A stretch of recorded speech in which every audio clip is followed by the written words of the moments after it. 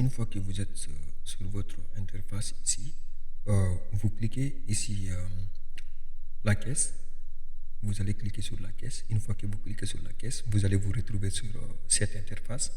Une fois que vous êtes sur cette interface, vous cliquez ici, nouvelle caisse. Voilà. Une fois que vous cliquez ici sur nouvelle caisse, donc vous allez décider. Une fois que vous vendez votre produit, dans comment les clients ils vont payer et dans quelle caisse vous allez mettre votre argent. C'est-à-dire les clients qui viennent payer, il y a des clients qui viennent payer en espèces, il y a des clients qui vont payer par virement bancaire, il y a des clients qui vont payer par Orange Money, par Mobile Money, par Kulu, par Paycar, ainsi de suite. Donc, c'est à vous de décider. Par exemple, le client qui est venu acheter votre chaussure, il veut payer en cash. Une fois que le client paye en cash, il suffit juste comment on appelle, de créer la caisse dans laquelle vous allez mettre cet argent. Si vous voulez, une fois que les clients qui vont payer en espèces, vous voulez mettre l'argent là dans la caisse, dans le coffre-fort. Ici, vous allez mettre ici coffre-fort. Voilà, vous allez mettre ici coffre-fort, boutique. Voilà, les clients qui vont payer en espèces, vous allez mettre dans coffre-fort, boutique. Donc, vous allez maintenant sélectionner la devise dans laquelle les clients ils vont payer. Si c'est en francs guinéens, ou bien si c'est en dollars, si c'est en CFA, vous allez décider de mettre, de sélectionner la devise. Ensuite, ici, supposons qu'à partir du moment que vous avez déjà ce logiciel, vous avez combien exactement dans votre coffre-fort, dans votre caisse. Donc, c'est à vous de voir. Par exemple, on va mettre 1 million. À partir d'aujourd'hui, vous avez 1 million dans votre caisse. Ok. Vous allez enregistrer cette caisse. Une fois que vous enregistrez la caisse, vous allez venir ici. Vous trouverez ici exactement que vous avez 1 million. Actuellement, vous avez 1 million dans votre caisse. Donc, les 1 million sont là. Après, vous allez revenir ici, créer encore une nouvelle caisse. Par exemple, on va nommer cette caisse Orange Money. On va nommer cette caisse ici Orange Money pour les clients qui vont payer par Orange Money. Orange Money. On va sélectionner encore la devise franc guinéen. Donc le solde initial dans votre compte Orange Money, on suppose qu'il y a 0 francs dans votre compte Orange Money. Il n'y a pas d'argent dans votre compte Orange Money. Voilà, c'est lors des ventes maintenant que vous allez alimenter votre caisse. Donc une fois que vous enregistrez, comment on appelle cette caisse, vous allez voir exactement ici encore que dans le compte Orange Money, vous avez 0 francs. Vous allez encore enregistrer une nouvelle caisse qu'on appelle Mobile Money. Donc pour les clients qui vont payer par Mobile Money. Donc leur argent va être considéré comme si c'était dans le compte Orange Mobile Money. Donc ici, Mobile Money. Voilà, vous allez sélectionner encore la devise dans votre compte Mobile Money, supposons que vous avez déjà 3 millions. Donc, dans votre compte Mobile Money, on suppose que vous avez déjà 3 millions dans le compte Mobile Money. Automatiquement, ça va apparaître ici. Donc, ça c'est la fonctionnalité de la caisse. Donc, il y a encore des onglets ici. Si vous voulez modifier votre caisse, vous pouvez cliquer sur cette partie pour venir modifier le nom de votre caisse, la devise de votre caisse, le statut, c'est-à-dire si vous voulez, supposons, si vous voulez changer le statut, c'est-à-dire mettre désactiver, activer, supposons vous voulez mettre inactive pour ne pas que la caisse soit alimentée, voilà. Ensuite, le type de caisse, c'est-à-dire la caisse, c'est la petite caisse. On considère que le coffre-fort de la boutique, c'est la petite caisse. Ou bien, on met la banque. Si c'est la banque, par exemple, on peut mettre Orabank, Vistagi, etc. Ecobank, voilà, UBA, comme vous voulez. Donc, on va considérer que c'est une banque. Donc, c'est un fonds de déroulement. On considère que le coffre-fort de la boutique, c'est juste un fonds de déroulement que vous allez commencer à travailler. Voilà. Donc, on considère ici déjà que c'est la petite caisse. Après, vous allez enregistrer cette modification. Donc, la caisse, succès, la caisse a été mise à jour. Donc, une fois que vous venez ici, vous trouverez ici qu'on considère que c'est la petite caisse. Donc, là, c'est, comment on appelle, cet onglet zone, ça, c'est le journal comment on appelle, de mouvement.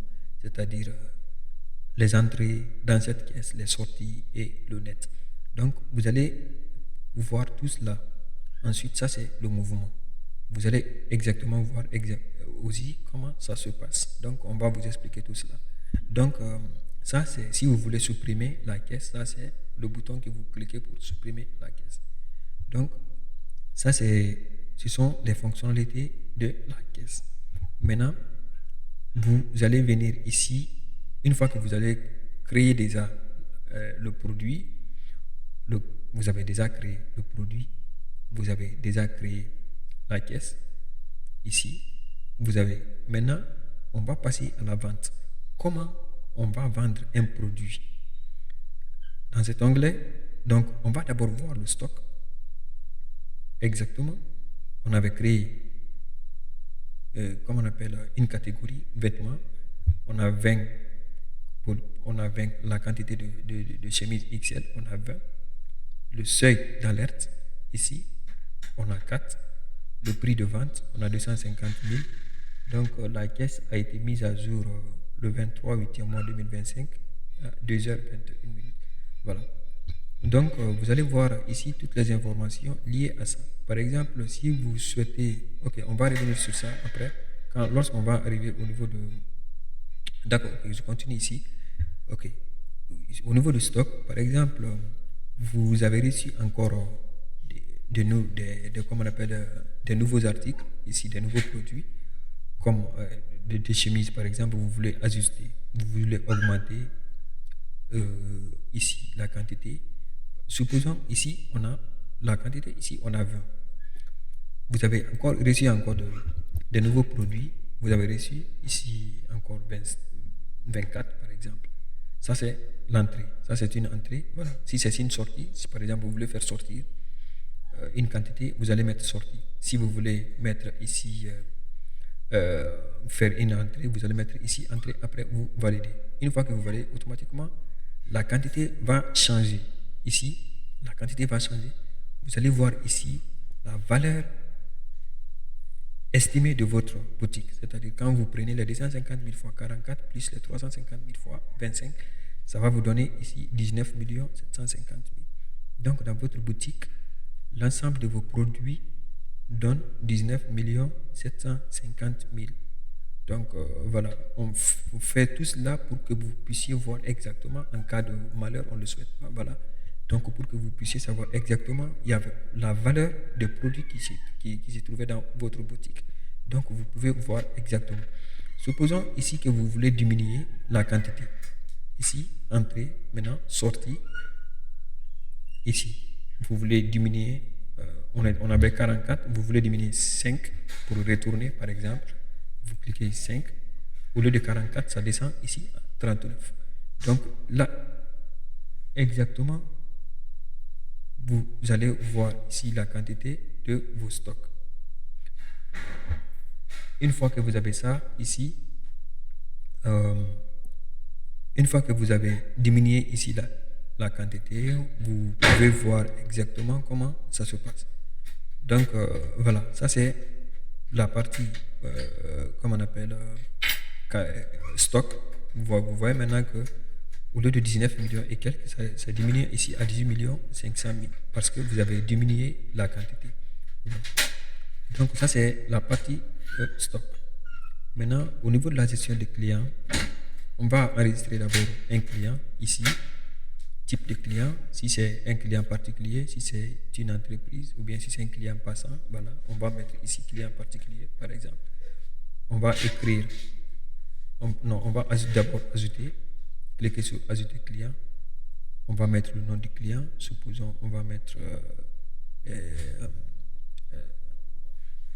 Mariam, supposons, on va mettre ici le nom du client, c'est Mariam, son numéro de téléphone. On va mettre ici son numéro de téléphone, supposons. On va mettre ici 620 000000. Voilà, on suppose que c'est son numéro de téléphone. S'il a une adresse mail, on va mettre son quartier, on va mettre ici, on va mettre le quartier. Voilà. S'il a une adresse email, on peut mettre, supposons, m@gmail.com. Donc, on enregistre les clients pour avoir la traçabilité. Voilà. Donc, ici, une fois que vous enregistrez le client, soit vous cliquez ici directement pour enregistrer, ou bien le client qui est venu acheter le produit, il veut payer d'abord l'avance pour un article. Donc, il veut payer une avance pour que vous gardiez un produit pour lui, pour elle. Donc, il n'y a pas de souci. Vous pouvez remplir encore ici quel produit il souhaite prendre pour garder et puis payer une avance. Donc, une fois que le client sélectionne ici le produit qu'il veut acheter, ici la quantité, il veut acheter combien, le prix est là, donc tout ça là. Donc, on considère que le client a payé une avance, mais il n'a pas encore récupéré le produit. Donc, le stock ne sera pas mis à jour à ce moment. Le stock ne sera pas mis à jour parce que le client n'a pas encore pris de truc. Donc, si par exemple, ou bien vous voulez enregistrer simplement le client, voilà, vous allez cliquer ici sur enregistrer. Donc, le client a été enregistré. Quand vous revenez sur la liste des clients ici, vous allez trouver exactement que le client a été enregistré. Donc, on va revenir ici sur le dashboard, ici sur le tableau de bord. On voit ici que le client a bien été enregistré. Le client est là. Il n'a pas encore effectué d'achat parce qu'on a mis ici 0 achat. Donc, la fiche client est là. S'il veut encaisser une avance, c'est là. Si tu veux modifier le client, c'est là. Donc, son numéro de téléphone est là, son email est là. Donc, on va revenir sur cette partie où on va effectuer d'abord une vente. Donc, votre tableau de bord ici a été mise à jour. On a un client qui a été enregistré. Voilà. Donc, ici, on va venir sur la partie vente où on va effectuer maintenant exactement une vente. On va cliquer sur d'accord, je reviens ici. Au niveau de vente, une fois que vous cliquez sur vente, nouvelle vente, vous allez sélectionner le client. Ou bien, si le client n'est pas là, vous pouvez passer comme vous voulez. Donc, vous êtes libre. Ou bien, si vous voulez directement enregistrer le client, vous cliquez ici pour enregistrer le client. Voilà. Donc, on va sélectionner ici le client Mariam qu'on vient d'ajouter. Ici, on va rechercher le produit ici, par exemple, on va mettre ici chemise, ou bien, voilà, chemise est sortie, ou bien on va mettre ici soulier, voilà, pour sélectionner, par exemple, le client, il veut acheter un soulier. D'abord, on est là, on voit ici que la quantité du soulier dans le stock, c'est 25. Donc, tu ne peux pas vendre au-delà de 25. Supposons, on va mettre ici, par exemple, on va mettre ici 26. Automatiquement, on sera alerté que le stock est insuffisant parce qu'on n'a pas 25 souliers dans le stock. Mais lorsqu'on met 25, ok, ça passe. Ok, supposons que le client, il veut acheter 2 paires de souliers. Donc, les 2 paires de souliers, la quantité, la somme totale ici va être calculée ici directement. Maintenant, c'est 700 000 les 2 souliers. Maintenant, il faut encore rajouter une chemise. Tu cliques ici chemise. Tu viens ici choisir ici la chemise.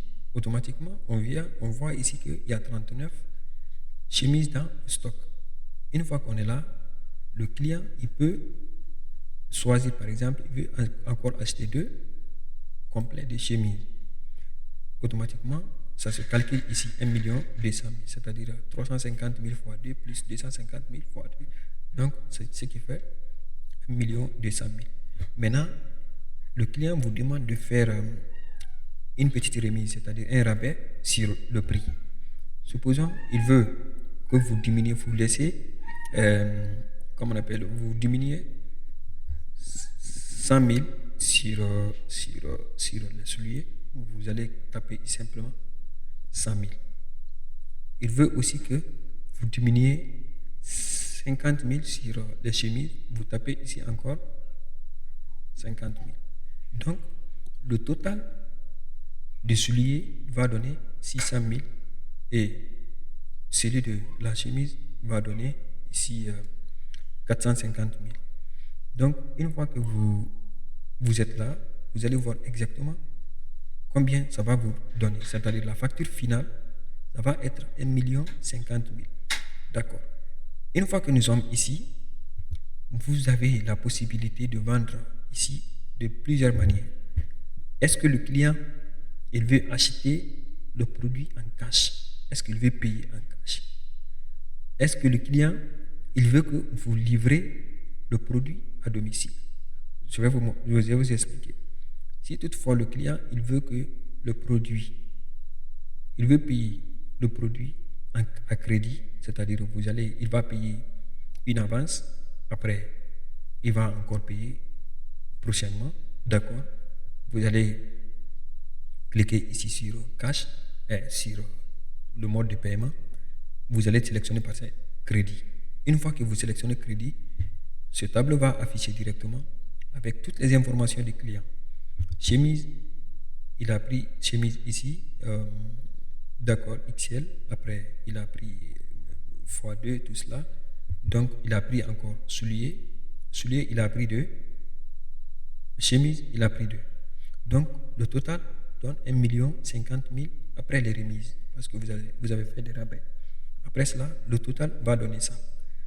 Maintenant, est-ce que le client, il veut payer un acompte, c'est-à-dire sur place, est-ce qu'il veut payer un peu? Si oui, combien il veut payer? Supposons que le client, sur le champ, le client a 700 000. Donc, le client va payer 700 000. Le client veut payer 700 000. Vous allez sélectionner maintenant le truc, comme on appelle le mode de paiement. Il veut payer cash. Donc, cash, après vous allez venir ici. Donc, si c'est cash, donc ça veut dire que l'argent va être déposé dans le coffre-fort de la boutique.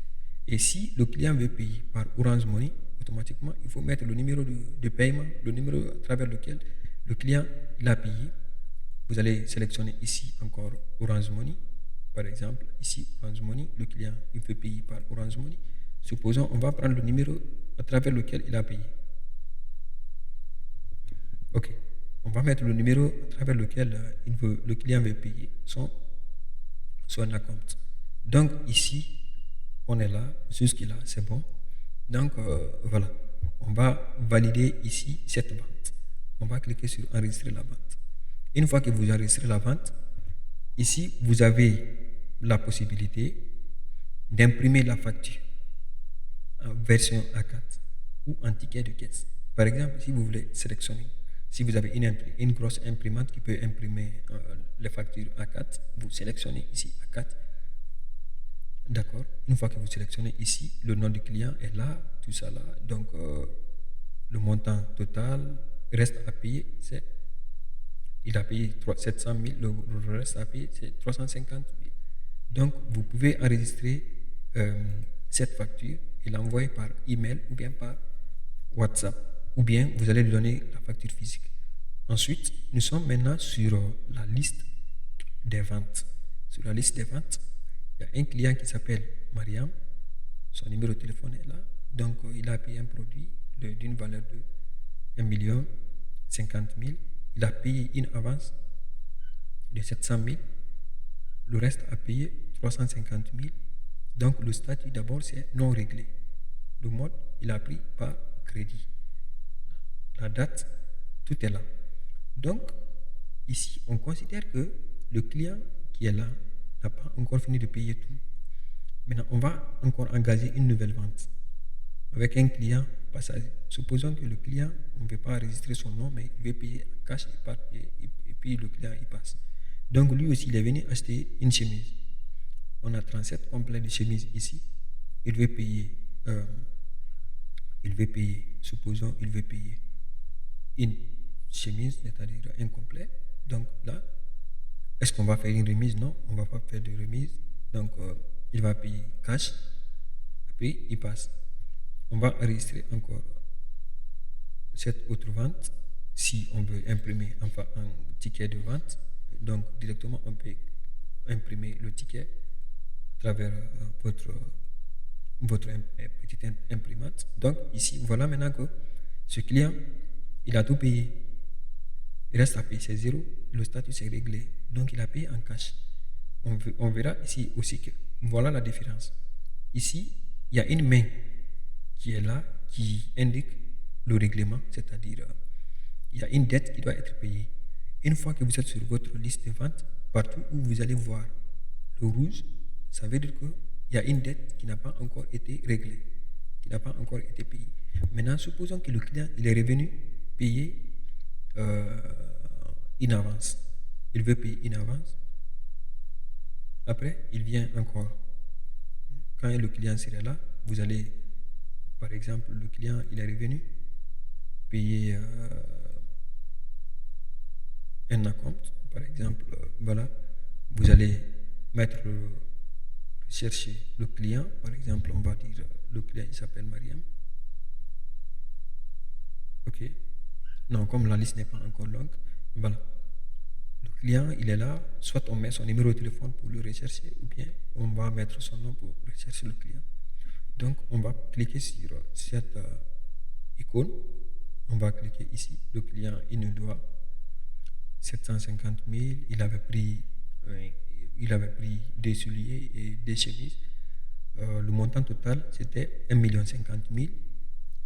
Il a payé 700 000. Ça lui reste maintenant 350 000. Donc, il est revenu payer encore. Supposons qu'il veut payer 150 000. 150 000. Il va payer en espèces. Donc, on va mettre l'argent dans le coffre-fort. Ici. Après, on va valider cette vente. Si on veut imprimer le ticket, si on veut imprimer la facture, voilà. Donc, on va décider. Donc, ici, on est bon jusque-là. Donc, ça lui reste 200 000 à payer. Quand on revient ici à la vente, on verra ici que le client, là, ça lui reste encore 200 000 à payer. Toujours, c'est non réglé. Maintenant, prochainement, quand le client vient payer tous les 200 000, donc, ici, le client paye les 200 000, ça va lui rester ici automatiquement 0 francs à payer. Donc, quand on vient, le statut a changé. Donc, ce n'est plus non réglé, c'est sorti ici réglé et tout est en vert. Ça veut dire qu'on n'a pas de dette client. Donc, une fois qu'on revient ici au niveau de la caisse, on verra ici exactement que le montant qui était dans la caisse, ici, a varié. Donc, on a mis de l'argent ici, on a mis de l'argent ici. Donc, on verra ici exactement qu'il y a une variation. Donc, quand on clique ici, ça c'est des entrées. Aujourd'hui, on a fait une entrée de ça. Donc, voilà, 250 000, il y a 150 000, il y a 250 000. Il y a 200 000, il y a 150 000, il y a 250 000. Donc, on verra exactement tous les mouvements qui ont été effectués. Aujourd'hui, on verra l'ensemble de ça. Voilà. Donc, on va revenir encore sur une autre partie que je vais vous expliquer. Donc, ici, ça c'est de dette client. Dette client, on n'en a pas parce que voilà, c'est zéro. Ce client avait une dette qu'elle a déjà réglée. Donc, c'est bon. On va revenir ici sur la partie bon de commande. Par exemple, on veut commander un nouveau produit. Le fournisseur, on n'a pas encore fournisseur. Donc, il faut qu'on enregistre d'abord le fournisseur. On va créer ici le fournisseur. Le fournisseur, supposons le fournisseur, il s'appelle Mamadou.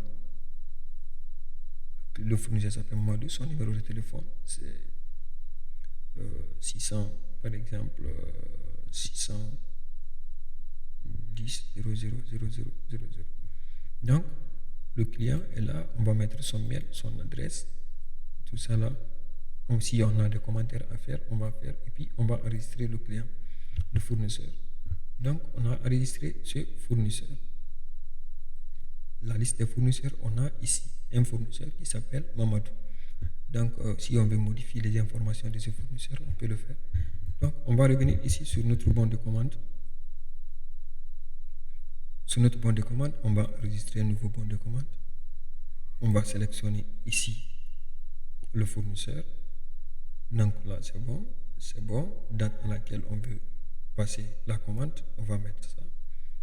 Donc, les conditions de paiement, est-ce qu'on veut payer à la livraison, à la réception ou bien 30 jours après. Donc, on va sélectionner ici 30 jours après. Donc, ici, quel produit on veut commander, chemise, le prix unitaire, supposons que vous êtes tombé d'accord avec le fournisseur sur un prix de vente, par exemple, de 150 000. La quantité, vous voulez commander combien de produits? Vous voulez commander 12 complets de chemises. Voilà. Une fois que vous êtes là, après, vous allez enregistrer ce bon de commande. Une fois que vous enregistrez le bon de commande, quand vous revenez ici sur la liste des bons, vous allez voir que déjà, vous avez un bon de commande ici d'une valeur de 3 millions. Voilà. Donc, est-ce que vous avez reçu le bon de commande ou bien vous voulez régler le bon de commande, c'est-à-dire payer le fournisseur? Oui, on veut payer le fournisseur, bien sûr.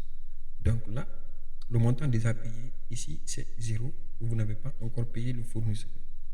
Donc là, on va essayer de payer le fournisseur.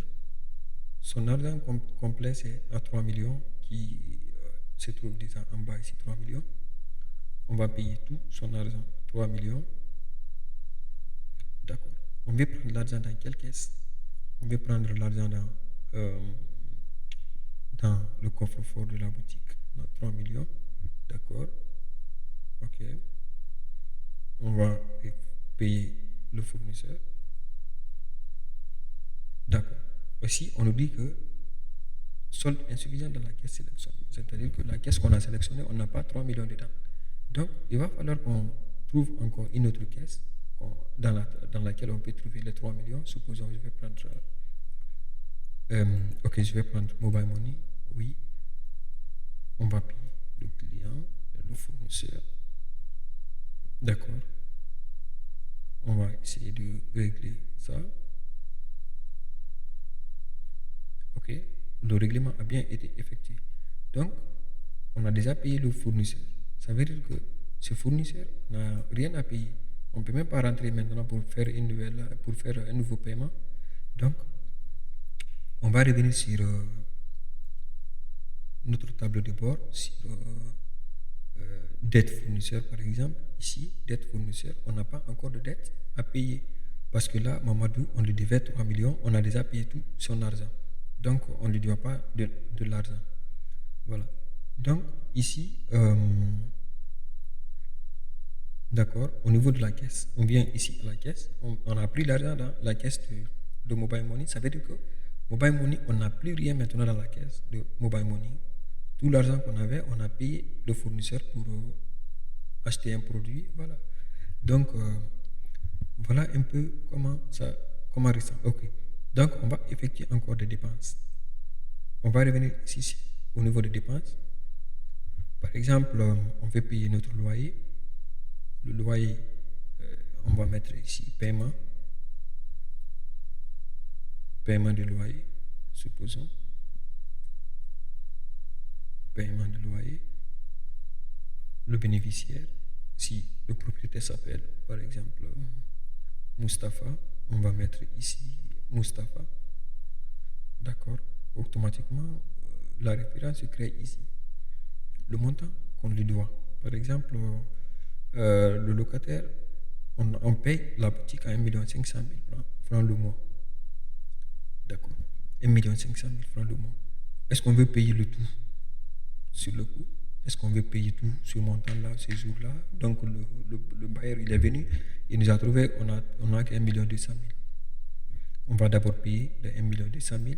Dans quelle caisse on veut prendre l'argent? On va prendre dans le coffre-fort de la boutique. Dans quelle devise on veut payer? En franc guinéen, voilà. Donc, une fois qu'on est là, on va enregistrer encore cette dépense. On va enregistrer cette dépense. Une fois que la dépense est enregistrée, on verra aussi dans la caisse. Est-ce que la caisse a été mise à jour? Donc, une fois que, voilà, non, on a payé le loyer. Le total, c'était 1 500 000. Donc, déjà, on a payé 1 200 000. Le reste à payer, c'est 300 000. Donc, le statut est partiel. On n'a pas encore fini de payer le bailleur. Voilà. Donc, une fois qu'on est là, si par exemple il a besoin, on a besoin d'un reçu, on peut directement imprimer le reçu pour lui remettre pour preuve. Par exemple, ce reçu, on va imprimer le reçu pour donner au bailleur, pour lui montrer qu'on a déjà payé une avance. Ou bien on peut garder dans notre logiciel. Quand il viendra prochainement, on peut lui montrer à quelle date on a payé. Voilà. Donc, tout est là. Si par exemple, on revient ici au niveau de la caisse, quand on se retrouve ici dans la caisse, on trouvera exactement que la caisse a été mise à jour, on a payé, on a effectué une dépense ici, voilà. Donc, voilà, ça nous reste maintenant ici 400 000. Donc, ça veut dire qu'on a bien payé, on a effectué une dépense, tout cela. Donc, lorsqu'on est dans la partie dépenses, ici exactement, on verra comment ça se passe. Donc aussi, par exemple, on veut payer le bailleur le reste de son argent, on clique d'abord, je reviens, on clique sur payer son argent déjà, les 300 000 sont déjà présents ici, et puis on valide. Une fois qu'on valide, automatiquement, le statut devient payé. Ça veut dire qu'on n'a plus de dette à payer auprès de notre bailleur. Ici, donc le reste ici, c'est à 100 000. Donc on considère que dans la boutique, on a 100 000. Dans Orange Money, on a 700 000. Dans Mobile Money, on a 0 francs. Donc on peut évoluer comme ça. Voilà à quoi ressemble notre logiciel. Donc ici, ça c'est la partie ressources humaines. La partie ressources humaines, si vous voulez ajouter un nouvel employé qui va gérer votre logiciel, c'est-à-dire vous allez lui donner des droits, ses limites. Donc voilà. Donc ici, ça c'est la fonctionnalité de pointage. Par exemple, si on avait un employé, on allait sélectionner l'employé et puis l'employé va pointer à chaque fois qu'il arrive à la boutique. Donc à quelle heure il est venu. Voilà. Donc on peut directement voir tout cela. Ensuite, on va ici revenir ici au niveau des paramètres. Ici dans la section paramètres, vous pouvez mettre ici la référence, le RCCM de votre entreprise pour que ça puisse figurer directement sur vos différents documents. Voilà, si vous avez un site web, vous allez mettre ici le site web. Voilà. Ensuite, si vous voulez modifier votre email, vous pouvez modifier votre email. Si vous voulez vérifier la devise par défaut de votre entreprise, vous pouvez directement modifier la devise de votre entreprise. Ensuite, si vous voulez ajouter un nouvel employé, ici, vous pouvez ajouter, supposons que je vais ajouter un nouvel employé qui va s'appeler, ici, c'est de qui, on va créer, ici, on va créer, ici, un mail qui va s'appeler, ici, le mail, on va s'appeler ici, e@gmail.com, bon, comme on veut, voilà. Donc, ici, on va lui créer ici un mot de passe. On va lui créer un mot de passe pour qu'il puisse se connecter sur son dashboard entreprise et employé. Donc, une fois qu'il est là, date d'embauche, date à laquelle on a enregistré ce client, comment on appelle cet employé, on va mettre ici un numéro de téléphone, ici qui va être par exemple, voilà, le poste, est-ce que c'est un vendeur, est-ce que c'est un comptable, ou bien est-ce que, voilà, vous allez sélectionner son salaire. Vous allez mettre ici son salaire, par exemple, vous le payez à 2 millions par mois. Donc son adresse, le quartier, la ville. S'il a une pièce d'identité, vous allez sélectionner la pièce d'identité, un passeport. Vous allez mettre son passeport, vous allez mettre le numéro de son passeport ici. Voilà, vous allez mettre le numéro de son passeport. Donc ici, vous pouvez télécharger sa photo pour que ça puisse directement figurer sur ces documents. Donc, après, vous allez enregistrer ici cet employé. Une fois que vous enregistrez cet employé, automatiquement, l'employé est là. Il a bien été enregistré. Donc, toutes ces informations vont être là. Voilà, l'employé, il est là. Si vous voulez modifier ces informations, vous allez modifier ces informations. Sa photo va apparaître ici. Tout cela, voilà. Donc, son contrat ici va être relié à cet onglet. Donc, vous allez éditer son contrat ici pour que vous puissiez garder les documents dans votre base de données. Voilà. Donc, une fois que vous êtes là, ça c'est le tableau de bord RH. Donc, ici, l'heure travaillée, toutes les heures que l'employé a travaillé. Donc, tout va être là. La caisse voilà, tout est là. Tu vois, donc toutes les informations sont là. Si vous pouvez configurer les jours fériés. Donc, voilà. Ensuite, une fois que vous avez déjà enregistré cet employé, vous pouvez lui donner, vous pouvez lui accorder quelques limites. C'est-à-dire, si vous voulez qu'il puisse créer la vente, vous sélectionnez. Si vous voulez qu'il retourne, c'est-à-dire un client est venu acheter un produit, mais le client veut retourner le produit. Si tu ne veux pas que le vendeur il fait ça, vous laissez. Si vous voulez qu'il gère les produits, c'est-à-dire il va enregistrer un produit, il va modifier le produit. Si vous ne voulez pas, vous laissez. Si vous voulez qu'il gère le stock, ok. Si vous voulez qu'il gère les clients, il peut ajouter le client, ça c'est normal. Il peut ajouter le client. Est-ce qu'il peut encaisser de l'argent, c'est-à-dire quand le client paye, est-ce qu'il a la possibilité de mettre dans la caisse? Oui, bien sûr, c'est possible. Donc, est-ce que l'employé a la possibilité d'effectuer les dépenses? Non. S'il y a des dépenses à effectuer, peut-être c'est vous, ou bien il peut faire effectuer des dépenses et puis vous allez voir la traçabilité des dépenses. Donc, vous allez sélectionner. Voir le rapport. Est-ce que le client peut voir le rapport, ses propres rapports de vente, tout cela? Oui, bien sûr, il peut voir ses propres rapports pour voir exactement comment il évolue. Donc, est-ce qu'il peut accéder aux paramètres? Non, il ne peut pas accéder aux paramètres. Est-ce qu'il peut accéder au tableau de bord de vente, c'est-à-dire la liste des ventes? Oui, il peut voir. Est-ce qu'il peut voir salaire? Oui, il peut voir son salaire. Est-ce qu'il peut voir les factures validées? Oui, il peut voir les factures validées. Après, vous allez enregistrer toutes ces informations. Donc, une fois que l'employé se connecte sur son tableau de bord, il ne verra pas ce que vous ne l'avez pas donné encore. Par exemple, votre tableau de bord central, il ne peut pas voir. Donc, une fois que vous êtes là, donc il y a plein de trucs qu'on va vous expliquer ici. Donc, ça, c'est la synthèse de votre caisse. Tout l'argent que vous avez dans vos différentes caisses vont apparaître ici. Personne d'autre n'aura accès à ça sans vous. Donc, c'est vous, ceux qui avez la possibilité de voir ce tableau de bord.